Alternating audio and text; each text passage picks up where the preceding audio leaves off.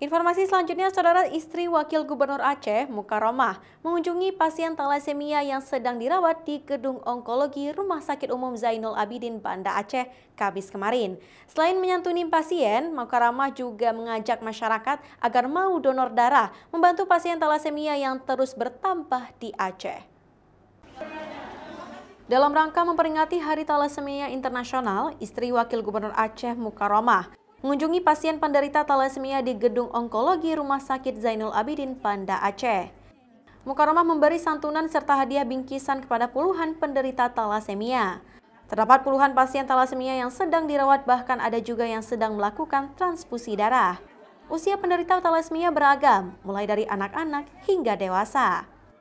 Aceh menjadi salah satu provinsi dengan penderita talasemia terbanyak di Indonesia. Hal ini membuat pemerintah Aceh berkomitmen ingin mencegah penyakit itu tidak semakin meluas dan menjangkiti anak-anak di Aceh. Dalam rangka memperingati Hari Talasemia Sedunia, jadi kami punya kesempatan mengunjungi pasien-pasien dan anak-anak kita di sini yang mengalami talasemia. Kita lihat ini tadi sudah kami tanya dokter, Aceh termasuk salah satu provinsi tertinggi talasemia. Jadi mungkin kita berharap ke depan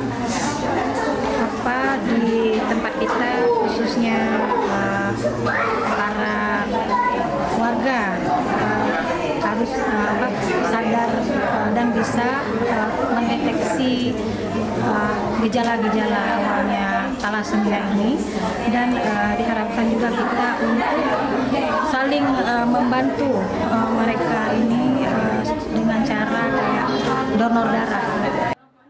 Istri Wakil Gubernur Aceh mengajak bagi seluruh calon pengantin di Aceh agar mau melakukan screening talasemia sebelum menikah. Hal ini dilakukan untuk memutus rantai penderita talasemia di Aceh.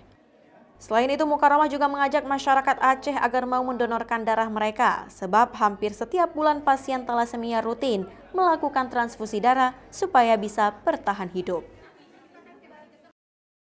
Nova Misdayanti, Kompas TV, Banda Aceh.